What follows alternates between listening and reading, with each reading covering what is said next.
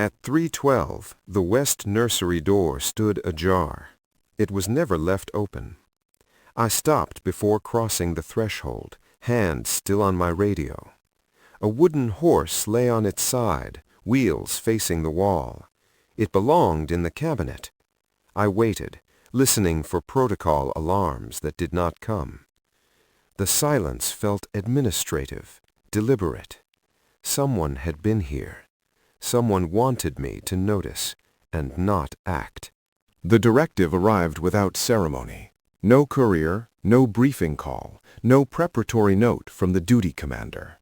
It appeared on the secure terminal at 0147, embedded among routine rota confirmations and maintenance acknowledgments.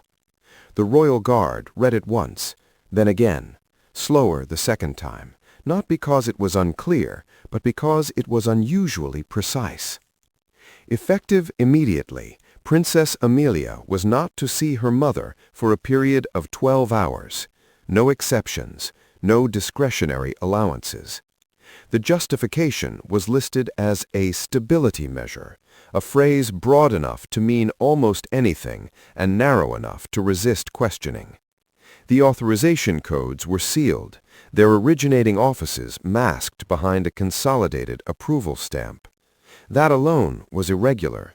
Orders of this nature typically carried a visible chain, if only to assign responsibility later. He logged the directive without comment, fingers moving automatically, posture unchanged. The room around him was quiet, the low hum of climate control steady against the stone walls. Beyond the narrow window, the palace courtyard lights cast long, unmoving shadows. It was the kind of hour when nothing was supposed to change. He checked the classification level. High, but not emergency. Temporary, but not conditional. 12 hours was an exact figure, not a placeholder. Someone had calculated it. Someone had decided it was enough. Protocol required acknowledgement within 5 minutes. He complied at 4. The next step was assignment. The system placed him on Corridor C, outside the West Nursery Suite, for the duration of the restriction. It was a logical posting. He had senior clearance, experience with juvenile security details, and a reputation for procedural consistency. There was no note explaining why he specifically had been chosen. There rarely was. He stood, adjusted the weight of his sidearm, and secured the terminal. As he stepped into the corridor, the palace felt unchanged. The same polished floors, the same subdued lighting calibrated to avoid harsh contrasts at night. Staff movement was minimal as expected. Nothing about the environment reflected the significance of the order he had just received. That, too, was a pattern he recognized. On his way to Corridor C, he passed 2 junior guards rotating off shift. They nodded, eyes forward, neither asking nor offering information. Orders traveled quietly here. Questions were not prohibited, but they were rarely efficient. At the security checkpoint outside the nursery wing, he presented his credentials. The access officer glanced at the screen, hesitated for a fraction of a second, then waved him through. The hesitation registered. It was not confusion, it was recognition. Corridor C was narrow, carpeted, designed to absorb sound. Framed historical prints lined the walls, their subjects distant monarchs and formal ceremonies, none involving children. The nursery suite lay at the far end, its door reinforced but softened in appearance by muted colors and rounded edges. Security cameras were embedded discreetly, angled to monitor approach without intruding on the interior. He took his position at the marked station point, back straight, hands relaxed. From here, he could see the door, the adjacent staff access panel, and the junction where the corridor met the service passage. Nothing moved. At 02:03, a nurse emerged quietly from the nursery suite. She stopped when she saw him, then nodded. Her expression was neutral, professional. She did not ask why he was there. She did not mention the order. The absence of acknowledgement felt deliberate. "Status normal," she said, unprompted. He returned the nod, noted. She hesitated as if considering something else, then turned and walked down the corridor, her footsteps muted by the carpet. He watched until she disappeared around the corner. Inside the nursery, the lights dimmed further. The system was designed to simulate deep night, encouraging rest. He knew the schedule. Amelia should have been asleep. At 2:17, the internal monitor registered minor movement, not enough to trigger an alert, just a shift, a child turning over. He remained still. The order did not require explanation to the subject. It did not mandate reassurance. It required only separation. At 2:41, the duty commander's assistant sent a brief message. Ensure compliance, no discretionary adjustments, no greeting, no signature. He archived it. By the time the palace clocks marked 3 o'clock, the silence in Corridor C felt heavier, as if the air itself had thickened. He was aware of his own breathing, controlled and slow, and of the faint, intermittent sounds from within the nursery, fabric moving, a soft, irregular rhythm that suggested wakefulness rather than sleep. He did not move closer. Observation did not require proximity. The directive remained active. At 3:12, the internal monitor registered movement again, more sustained this time. The royal guard adjusted his stance slightly, shifting weight from one foot to the other, eyes on the display. The readings were still below alert threshold. No call for intervention, no protocol breach. From inside the nursery came a faint sound, wood against floor, then stillness. It was not loud enough to be considered a disturbance. It was, however, out of sequence. Toys were secured at night. That was standard procedure. He noted the time mentally. He did not record it yet. At 3:18, the west nursery door indicator flickered briefly, then steadied. The door itself remained closed. Access had not been opened, but the system had registered contact. Someone inside had touched the handle. He felt the first real pressure then, not emotional, but procedural. The order was clear, separation was required, but safety remained his responsibility. The line between the two was thin and unmapped. He initiated a passive check through the internal audio feed, keeping the volume low. The sound that came through was minimal, controlled breathing, the soft rustle of bedding. No crying, no call for assistance. The absence of distress was, in itself, ambiguous. At 3:27, a message appeared on his wrist display from Central Oversight. Reminder, directive in force until 13:47, no deviations. Again, no origin point beyond the consolidated seal. He acknowledged receipt. The palace began its gradual transition toward morning. Systems adjusted imperceptibly, air temperature rising by a fraction, lighting in distant corridors shifting toward a neutral tone. Staff would begin arriving in greater numbers within the hour. The order would soon require broader coordination. At 3:40, the nurse returned, accompanied by a senior attendant. They stopped several paces from his position, maintaining proper distance. "She's awake," the nurse said quietly, asking questions. The attendant's expression was composed, but her hands were clasped tightly in front of her. "We are following the directive," she added, as if preempting a response. He inclined his head. "What questions?" "When she will see her mother," the nurse replied. "We've given the approved answer." There was an approved answer then. He had not been provided one. "And her condition?" he asked. "Stable," the attendant said, "within acceptable parameters." Acceptable was another word that carried weight without substance. They waited, perhaps expecting instruction. He gave none. After a moment they nodded and returned to the nursery suite, the door closing softly behind them. He logged the interaction: time, personnel, statements, factual, neutral. As dawn approached, the corridor grew busier. A maintenance worker passed, then a junior officer delivering sealed documents to another wing. Each glanced at him, at his position, at the nursery door. The presence of a senior guard here was not invisible. At 5:10, the duty commander himself appeared at the far end of the corridor. He walked alone, hands behind his back, expression unreadable.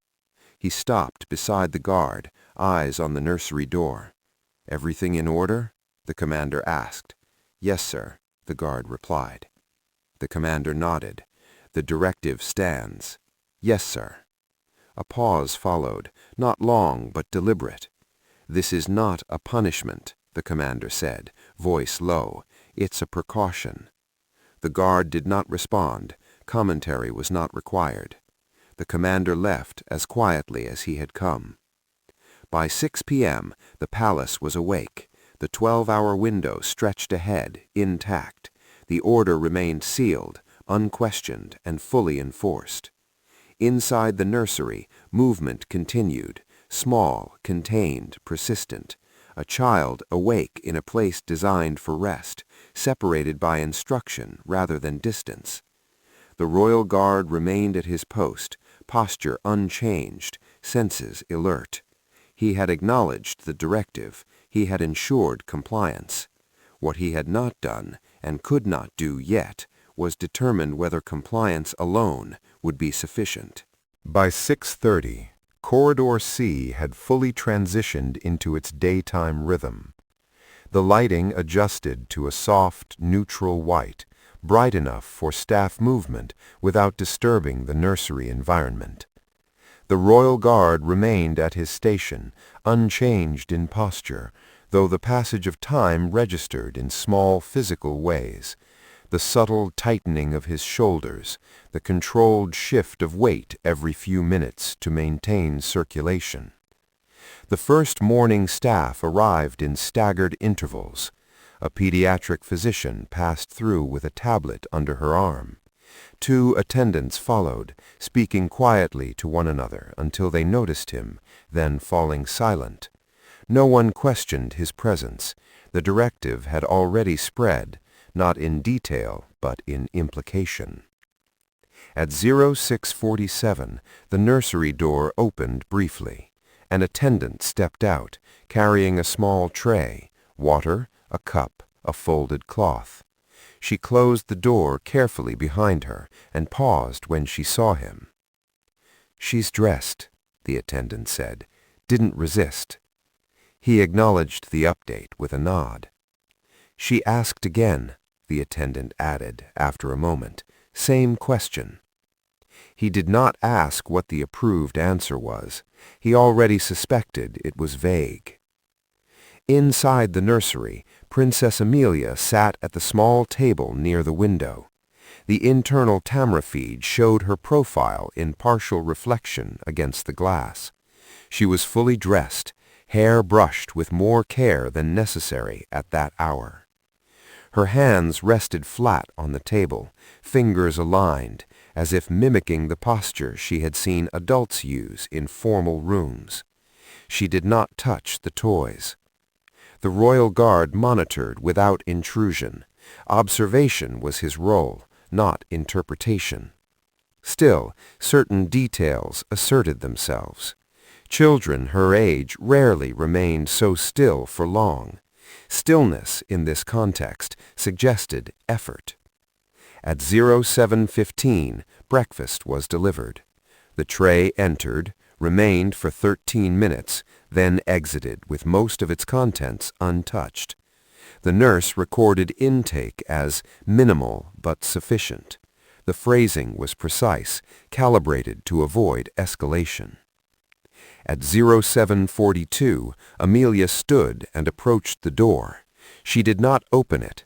She placed her palm flat against the surface, held it there for several seconds, then stepped back. The motion was deliberate, controlled. The system registered no distress indicators. Heart rate elevated slightly, but within acceptable variance. No audible crying, no raised voice. From a protocol standpoint, the situation remained stable. At 0810, the Royal Guard received a status request from Central Oversight. He responded with a standard summary: directive active, subject compliant, no security incidents. He omitted nothing factual. He added nothing interpretive. As the morning progressed, the pattern held. Amelia moved through the nursery with quiet purpose, sitting, standing, looking out the window.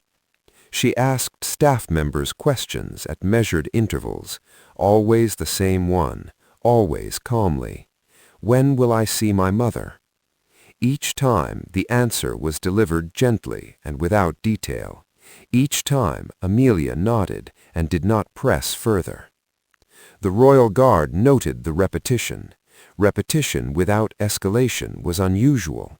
Most children tested boundaries through persistence or emotional display. Amelia did neither. At 9:30, a senior aide from the private household office arrived. She reviewed the directive on her device, then approached the guard. "No changes," she said. "You are to maintain position." "Yes," he replied. She hesitated, then lowered her voice. "There has been concern in the past about dependency." The word was chosen carefully. He met her gaze briefly. "Noted." She left without elaborating. By mid-morning, the corridor felt compressed, as if the walls had drawn slightly closer. The guard's awareness sharpened, not because of any overt threat, but because of the accumulating absence of one thing: resolution.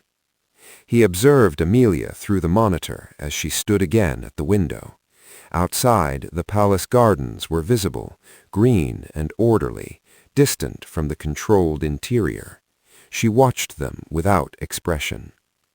At 10:05, she turned toward the camera and looked directly into it, not at the lens, but in its direction, as if aware of being observed without understanding how. The Royal Guard felt the shift then, not an alarm, but a tightening of responsibility. Observation, by definition, implied distance, but distance was becoming harder to justify as neutral. The directive still had hours remaining. At 10:22, the pediatric physician returned. She stood just outside the nursery door, reviewing data on her tablet, then glanced toward the guard. "Vitals remain acceptable," she said. "Psychological indicators are inconclusive." "Inconclusive," he repeated. She gave a brief nod. "She's compliant. That makes assessment difficult." "Is there risk?" he asked, keeping his tone even. The physician considered the question carefully. "Not acute, but prolonged emotional suppression in children can manifest later. That is outside the scope of this directive." Scope, another boundary drawn by language. She entered the nursery and closed the door behind her. Inside, Amelia listened attentively as the physician spoke, answering questions politely, precisely. When asked how she felt, she paused before responding. "I'm waiting," she said. The physician made a note. At 10:54, the physician exited. She did not meet the guard's eyes as she passed. At 11:15, the corridor quieted again. Most staff had moved on to other duties. The guard remained, the hours narrowing. At 12:32, Amelia sat on the floor, back against the wall, knees drawn up. She held the wooden horse in her lap now, turning one wheel slowly with her thumb. The motion was repetitive, controlled. The guard remembered the earlier irregularity, the toy displaced during the night. This was likely when it had happened. The connection was small, but it mattered. At 12:50, the internal audio feed picked up a soft sound. Not crying, a breath held slightly too long, then released. He adjusted the feed sensitivity by a fraction within allowed parameters. "Will you tell her," Amelia asked quietly, her voice directed toward the door rather than any specific person, "that I waited?" No staff member responded immediately. The pause stretched. "We will inform the appropriate office," an attendant said finally. Amelia nodded, accepting the answer without comment. At 12:05, Central Oversight sent another message. "No change. Maintain compliance. Do not engage beyond assigned parameters."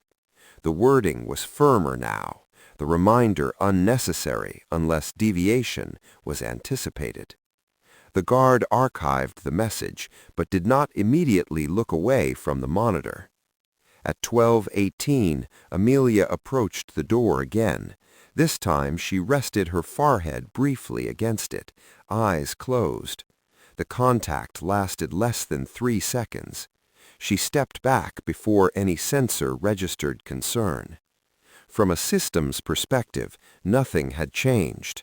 From a human one, everything had. The guard reviewed the directive once more on his display.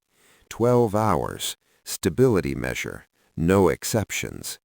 Stability, he thought, was being defined narrowly. At 12:40, the duty commander's assistant appeared again, this time in person. She stood beside him, posture rigid. "You are aware," she said, "that any deviation will be recorded." "Yes," he replied. "And reviewed." "Yes." She looked toward the nursery door. "We expect full compliance." She left without waiting for acknowledgement. At 1300, Amelia sat back at the table. Her hands were folded again, perfectly aligned. The wooden horse lay beside her, untouched. The guard noted the time. 47 minutes remained. Pressure did not arrive as force. It arrived as accumulation of observations, of unanswered questions, of responsibility deferred upward until it threatened to disappear entirely. He remained still. He remained compliant. But observation, he understood now, was no longer passive. It was becoming a record. And records, once complete, demanded interpretation. The directive was still in effect. The clock continued to move. The 12-hour restriction ended at 13:47 without announcement. There was no audible signal, no system-wide acknowledgement. The directive simply expired, its status shifting from active to archived on the secure terminal. The Royal Guard noted the transition automatically, even as his attention remained fixed on the nursery door. Protocol required him to remain in position until formally relieved.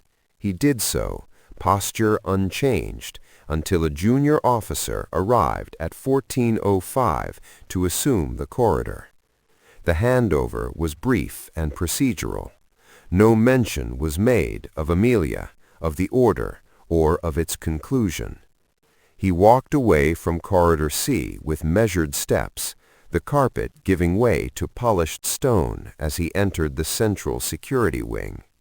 The air felt cooler there, the lighting sharper. This was where observation turned into documentation. At 14:22, he accessed the overnight security logs. The review was routine on paper, a standard post-directive audit required whenever a sealed order affected movement within a protected zone. He expected nothing. That expectation itself was part of the discipline.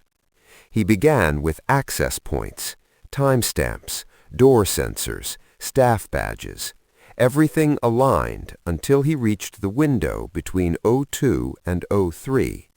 There was a gap. Not an absence of data, but a clean omission. 4 minutes precisely unaccounted for between 02:11 and 02:15. The system showed no corruption markers, no automatic recovery notes. It was as if nothing had occurred during that interval, which was statistically implausible in a live environment. He leaned closer to the screen, scrolling back and forth.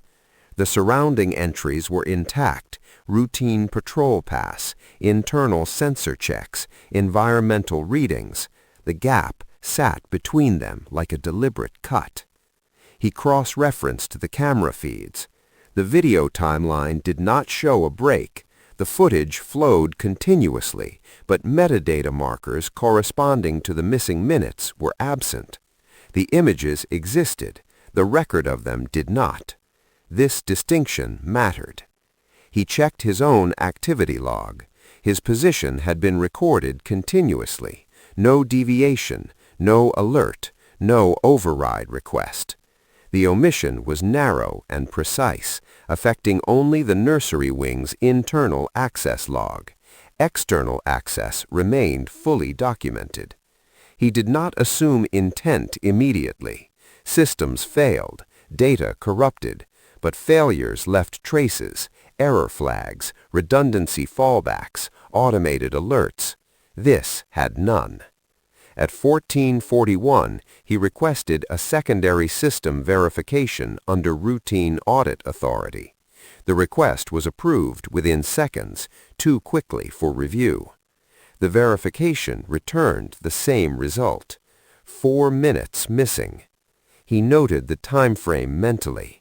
02:12 was when the internal monitor had first registered sustained movement. 02:17 when the door indicator flickered. The gap sat directly between those two observations. Correlation did not imply causation, but it narrowed possibilities. He documented the discrepancy in neutral language. Minor access log inconsistency identified. Scope limited. No immediate security impact. He paused before submitting. Protocol did not require escalation for minor inconsistencies without operational effect. It allowed for internal notation and deferred review. That was likely the expectation. Still, he opened the cross-access report, linking the log gap to personnel movement. Only 3 individuals had clearance to alter records at that level during the night shift: the duty commander, his assistant, and Central Oversight's automated system. The automated system left signatures. This did not. He closed the report without submitting the escalation flag. At 14:10, he left the security wing and walked toward the auxiliary corridor overlooking the inner courtyard. The afternoon light filtered through high windows, casting long, angled patterns across the floor. The palace resumed its normal rhythm with unsettling ease. From a distance, he saw Amelia in the gardens below, accompanied by 2 attendants. She walked beside them, not between, her pace measured. Her mother was not visible. The guard remained still, watching from above. The separation had ended. The effects had not. At 16:02, he returned to his assigned desk and reopened the logs. Distance had not clarified the omission. If anything, it sharpened it. He initiated a manual reconstruction, pulling raw sensor data from adjacent systems, environmental controls, motion detectors, even maintenance diagnostics. These systems were not designed to be synchronized perfectly, but they overlapped enough to establish presence. The reconstruction showed movement, minor shifts consistent with a child awake and moving within a confined space. The data existed everywhere except where it mattered most: the official access log. Someone had wanted the night to appear quieter than it was. He saved the reconstruction locally, tagging it as personal analysis rather than formal report. This was a risk, but a calculated one. The data itself was not classified beyond his clearance. The interpretation was. At 1637, a message arrived from Central Oversight. Audit complete, no action required. The timing was notable. He had not submitted his findings. He acknowledged receipt without comment. At 1700, the duty commander summoned him. The office was sparsely furnished, deliberately so. The commander stood by the window, hands clasped behind his back. "You reviewed the logs," the commander said, not as a question. "Yes, sir." "And?" "There is a minor inconsistency, limited scope, no immediate impact." The commander nodded slowly. "We are aware." Aware before escalation. The order was lawful, necessary. "Yes, sir." "Your role is protection, not interpretation." The statement was factual, not reprimanding. "I understand." The commander turned from the window. "Do you?" The question lingered just long enough to register as intentional. "Yes, sir," the guard said again. He was dismissed without further instruction. That evening, as he walked the outer perimeter, the palace lights coming on one by one, he replayed the sequence in his mind. The sealed directive, the child's controlled stillness, the missing 4 minutes. No single element constituted a breach. Together, they suggested design. Protocol thrived on clarity. Ambiguity was its weakness. At 1922, he received his next assignment for the following day, temporary reassignment to internal review support, an administrative role, proximity to records, not corridors. The move was subtle. It did not restrict him. It redirected him. He accepted the assignment. From his new position, he would have access to broader logs, more context, more omissions. The system, in attempting to contain a minor irregularity, had expanded his field of view. That night, as he secured his equipment and prepared to leave, he passed a small service corridor near the nursery wing. The wooden horse lay on a cleaning cart, waiting to be returned. He stopped briefly, then continued on. The record showed 4 minutes of nothing. He knew better, and knowing he understood was now unavoidable. The reassignment took effect at 06 the following morning. The Royal Guard reported to Internal Review Support, a department designed less for investigation than for containment. Its offices were quiet, windowless, and deliberately neutral. The walls bare except for procedural charts outlining reporting hierarchies that rarely intersected cleanly. His access credentials expanded laterally rather than vertically. He could now see more systems, but none completely. Logs overlapped without aligning, each governed by a different authority: household administration, medical oversight, security command, and central governance. Responsibility was distributed so evenly it became weightless. At 0618, he began reviewing directive authorization pathways. The stability measure order had been routed through a consolidated approval channel, a mechanism intended for urgent consensus. In practice, it allowed multiple offices to approve without any single one owning the outcome. Household administration had endorsed it for routine welfare management. Medical oversight had flagged it as non-interventional. Security Command had approved it as non-operational. Central Governance had sealed it without comment. Each approval was technically correct. Collectively, they formed a decision no one could later be held accountable for. At 07:02, he requested clarification from Household Administration regarding the rationale behind the 12-hour duration. The response arrived 8 minutes later. Duration determined appropriate by joint review. No further detail available. He sent a similar inquiry to medical oversight, phrased narrowly, focused on risk thresholds. The reply was longer, but no more informative. No clinical indicators required immediate intervention. Separation deemed tolerable within defined temporal limits. Tolerable was not measurable.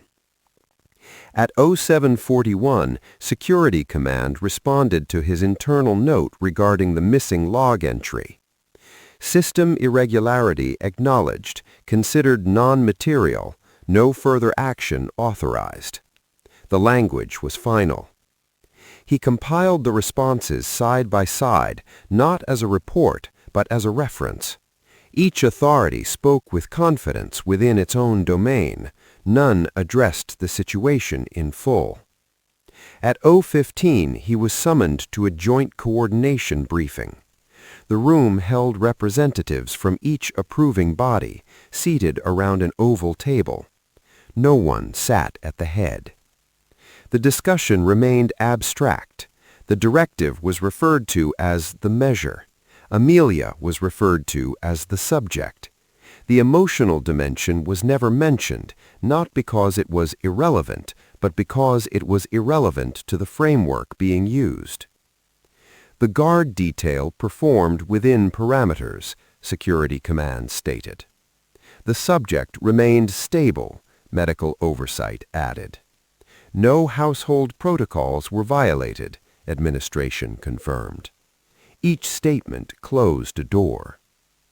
When the Royal Guard was invited to speak, he chose his words carefully. The directive was executed as written. However, the separation produced observable behavioral suppression. Medical oversight nodded slightly. Suppression is not pathology. No, he agreed, but it is data. The room fell quiet for a moment, not in disagreement, but in recalibration. That assessment, Central Governance said finally, falls outside your mandate. The statement was not hostile, it was precise. He inclined his head. Understood. The meeting concluded without resolution. As he left the room, he understood the structure more clearly than before. Each authority functioned correctly in isolation. The conflict existed only when viewed as a whole, and no one, by design, was positioned to view it that way. By midday, the pressure shifted from procedural to personal. It did not manifest as threat or reprimand, but as subtle correction. At 12:06, his access to live nursery feeds was downgraded, not revoked, simply delayed by several minutes, rendering real-time observation impossible. The change was justified as resource optimization. At 12:30, a note appeared in his personnel file. Demonstrates high attention to detail. Recommend monitoring for scope adherence. The phrasing was careful, praise and warning combined. He continued his work. At 13:10, he encountered the pediatric physician in the corridor outside medical oversight. She slowed when she saw him. "They've asked me to revise my language," she said quietly, without preamble. "Regarding," he prompted. "Emotional indicators," she replied. "They prefer transitional adjustment to suppression." He absorbed this without comment. "She's still asking," the physician added after a pause, "about her mother. Have the answers changed?" "No." They stood in silence for a moment, the corridor filled with the low hum of systems moving air through unseen ducts. "Be careful," the physician said, finally. He nodded. At 1400, central governance issued a clarification memo. It reiterated that the directive had concluded, that no further restrictions were in place, and that all parties are reminded to avoid retrospective reinterpretation of lawful orders. The message was clear. Do not revisit. At 1522, he reviewed the updated logs. The 4-minute gap remained. No attempt had been made to correct it. In absence of acknowledgement, omission became permanence. Conflicting authorities did not argue. They aligned by refusing to engage. As the day wore on, he recognized the pattern. Each inquiry he made increased the system's sensitivity to him, not to the issue. The measure had ended. Continued focus on it marked him as the variable. Late in the afternoon, he passed Corridor C again. Another guard stood at the station now, younger, posture rigid. The nursery door was open. Laughter drifted faintly from inside. The sound should have brought relief. Instead, it sharpened the contrast. The Royal Guard did not stop. He did not look inside. Authority had spoken, multiple times, in multiple voices, all of them calm, all of them certain. And yet none of them had answered the question Amelia had asked. When will I see my mother? He understood then that the conflict was not between orders, it was between responsibility and diffusion, between protection defined narrowly and harm defined later. As he logged out for the day, he recognized the shift in his own position. He was no longer merely observing the system. He was being observed by it. And the next decision, he knew, would not arrive as a directive. The request did not come through a channel. It was not logged, scheduled, or routed. It arrived quietly, as most consequential things did, through proximity rather than authority. At 08:14 the following morning, the Royal Guard was reassigned temporarily back to Corridor C. The justification cited continuity of familiarity. It was framed as a courtesy, not a correction. He accepted without comment. The corridor looked the same as it always had. The framed prints had not moved. The lighting held its calibrated warmth. Only the guard posted there changed, stepping aside when the Royal Guard arrived, relief evident but unspoken. Inside the nursery, Amelia was seated at the table again. This time she was drawing. The paper lay flat, aligned with the table's edge. Her strokes were careful, repetitive. She did not look up immediately when the door opened. He took his position. The distance between them was fixed by design, glass, wall, protocol. At 08:26, an attendant entered with water. Amelia thanked her. The words were clear, practiced.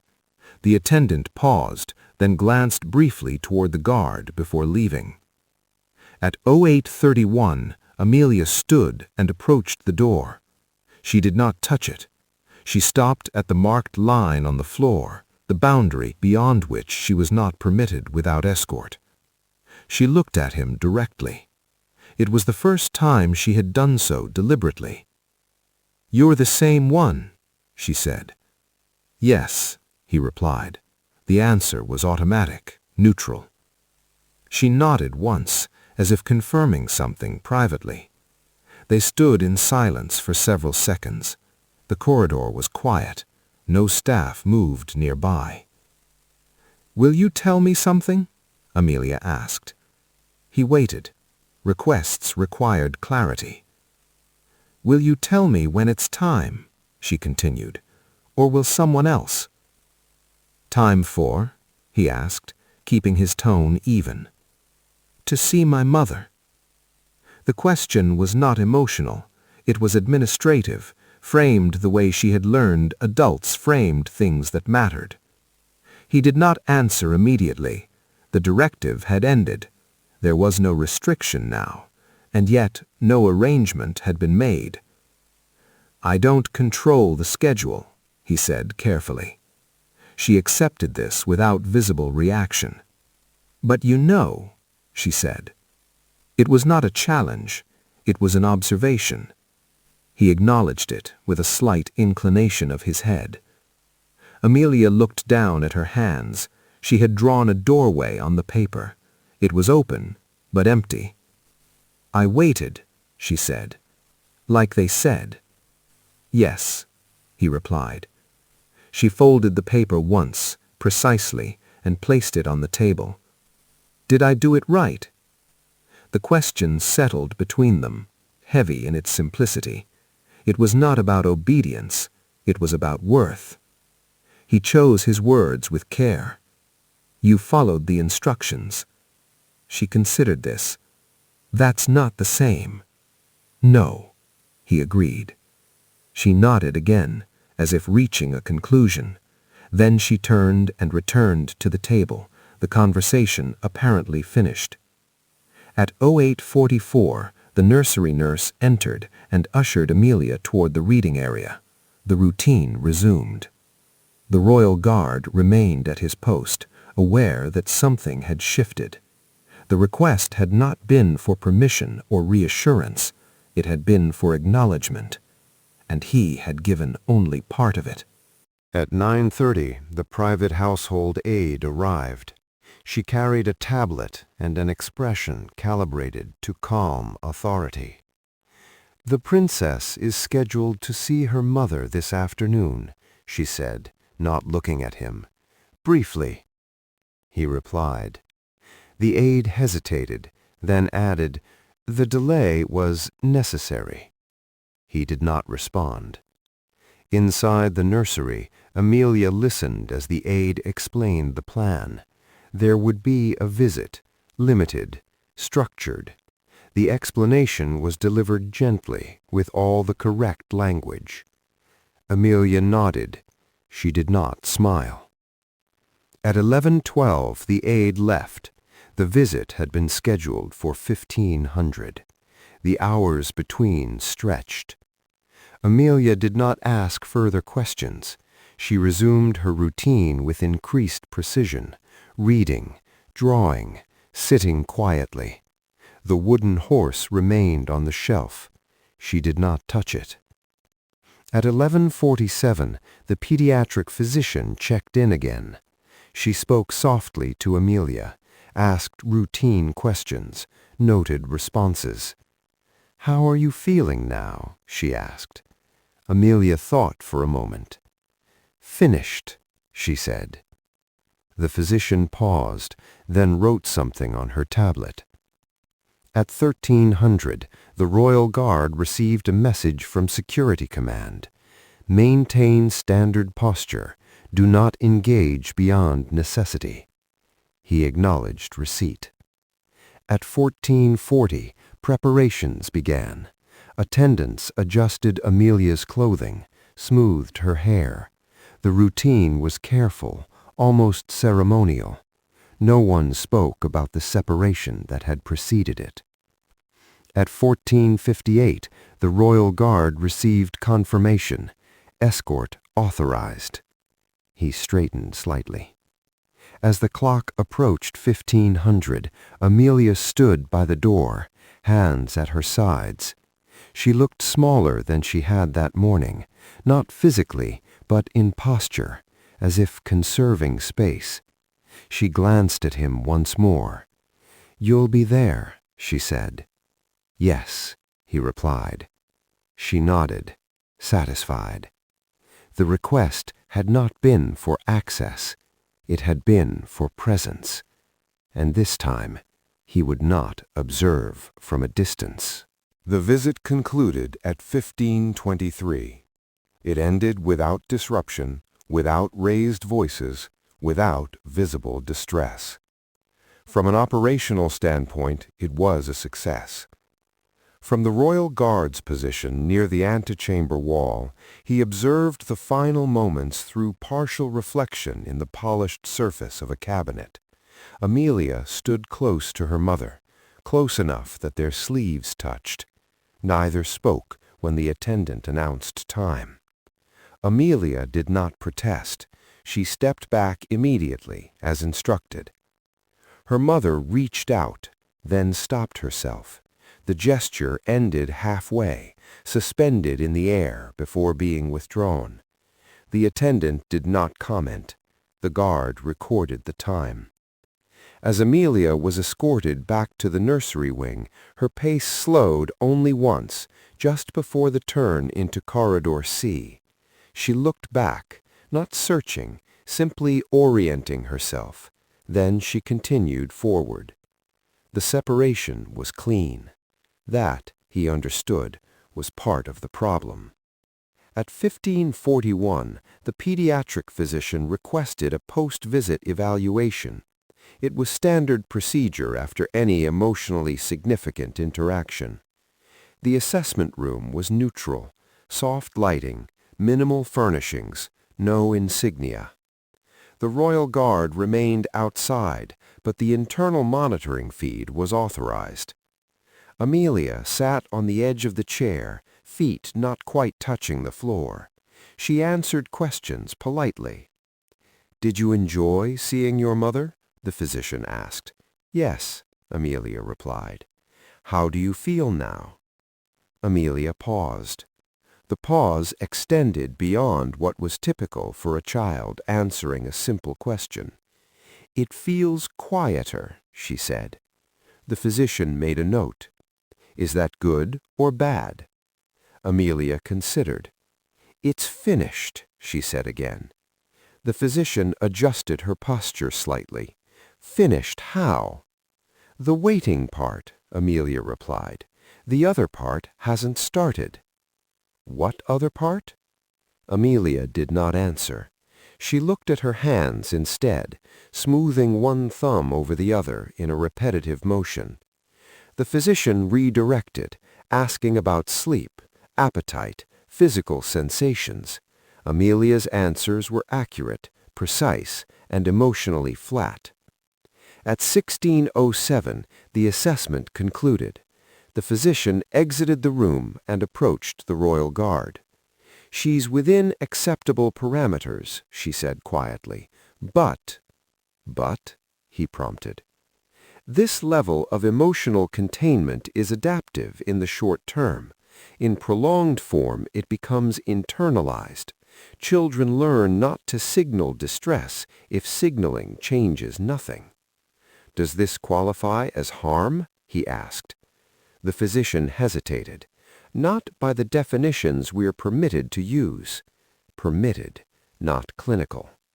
At 16:22, the medical report was uploaded. Language was precise, neutral, carefully constrained. No recommendations for intervention, no flags. The Royal Guard requested a copy for his records. It was granted. As Amelia was escorted back to the nursery, she did not look toward the corridor this time. She walked with her head slightly lowered, steps even. The wooden horse had been returned to the shelf. It remained untouched. By early evening, the palace had absorbed the visit as if it had always been scheduled that way. Staff returned to routine. No follow-up meetings were called. No additional oversight was assigned. The Royal Guard reviewed the medical report again at 18:10. The words had not changed. What they described and what they omitted stood in sharper contrast now. At 18:34, he submitted a supplemental note through internal review channels. The language was careful, observational. Subject exhibits behavioral compliance with reduced affect following separation event. Indicators suggest adaptive suppression. Recommend monitoring for cumulative impact.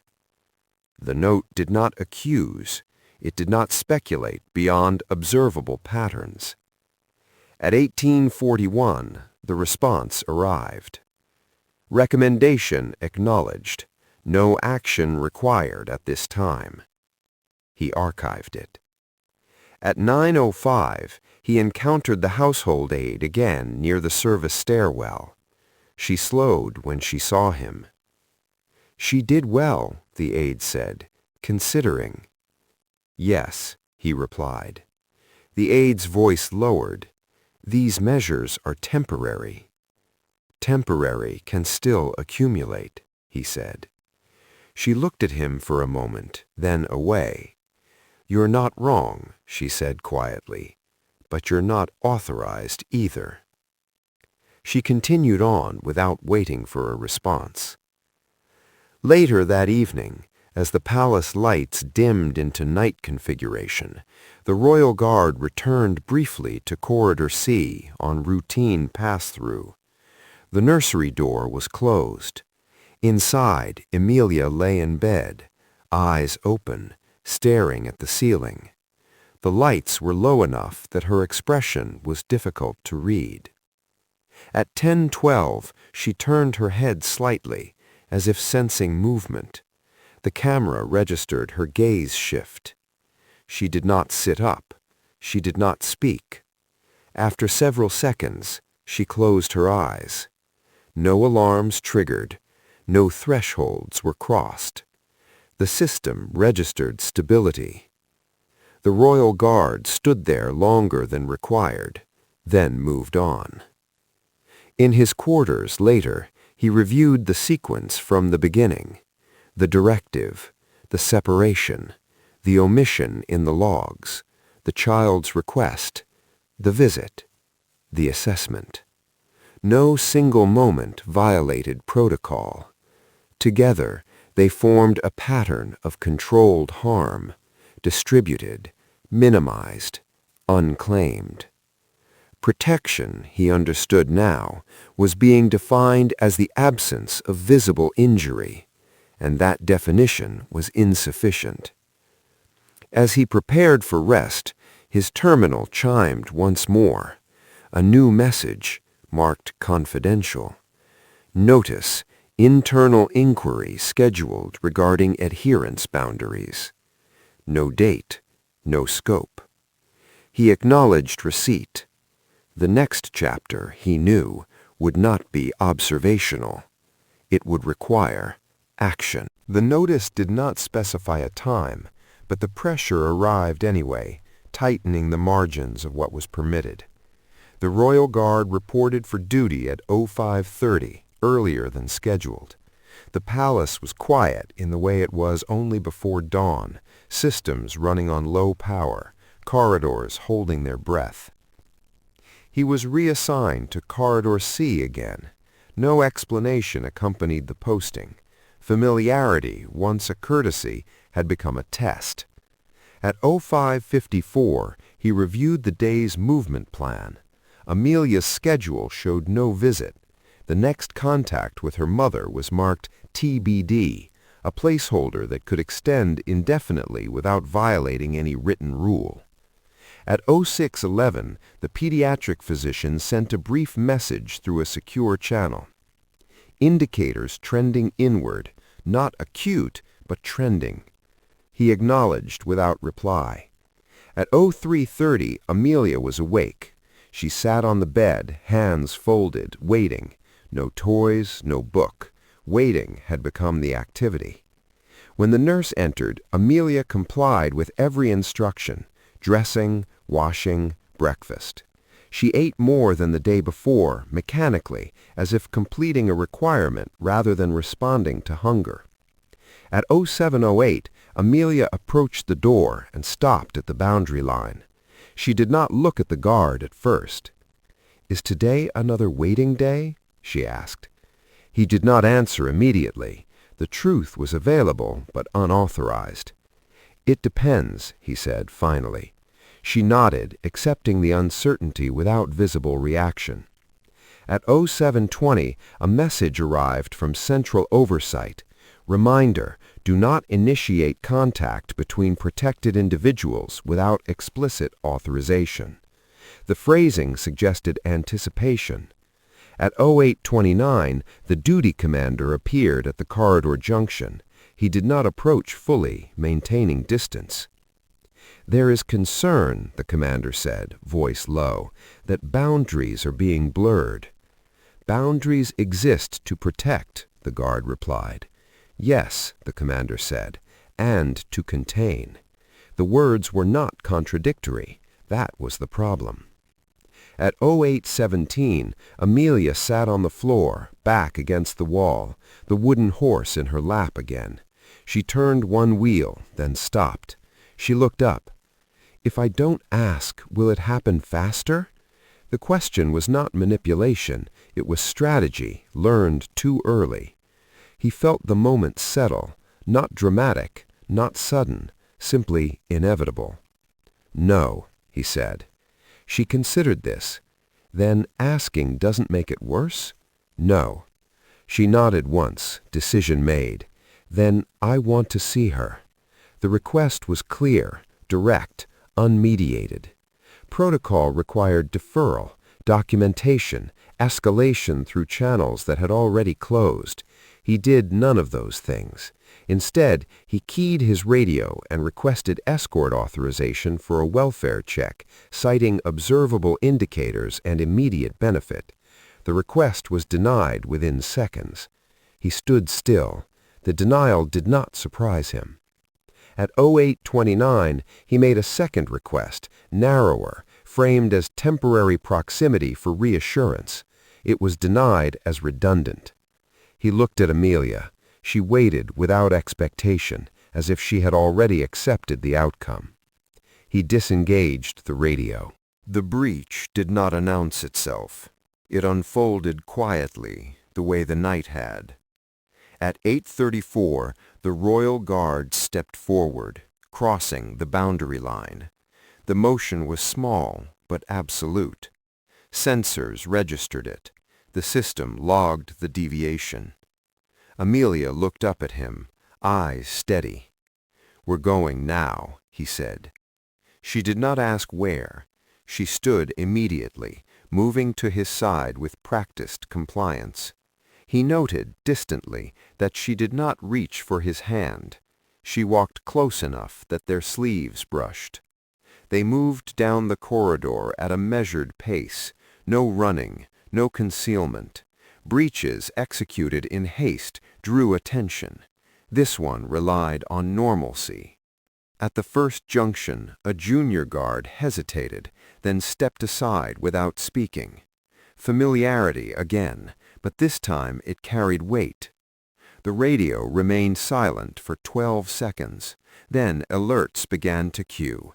Priority escalations, access violations, supervisory overrides. He ignored them. They reached the private lift. It required dual authorization. He provided his. The second came after a pause, granted remotely without explanation. Inside the lift, Amelia stood straight, hands at her sides. The descent was smooth, quiet. At 0841, the doors opened into the residential wing. Staff movement froze momentarily, then resumed with studied calm. No one intervened. They stopped outside the door. He knocked once. Amelia's mother opened it herself. The moment was not cinematic. There was no rush forward, no embrace at first, just recognition, immediate and complete. Amelia stepped inside. Her mother closed the door without looking at the guard. The sound was soft, final. He remained outside. At 0843, Security Command reached him directly. "Stand down, return to post." "No," he replied. There was a pause. Then, "You are in violation." "Yes." "Return immediately." "No." The line went quiet. At 0912, Internal Affairs arrived. The duty commander stood with them, expression controlled. "She's stable," the commander said. It was unclear whether he meant Amelia or the system. "Yes," the guard replied. You understand the consequences. Yes. They escorted him away without restraint. Later, as statements were taken and logs compiled, the language remained calm, professional, precise. He did not justify his actions beyond the facts. He did not argue intent. When asked why he breached protocol, he answered simply, protection required proximity. The investigation would redefine boundaries, assign fault, distribute responsibility. It would be thorough. Inside the residential wing, Amelia remained with her mother longer than 12 hours. No log recorded when the waiting ended, only that it did.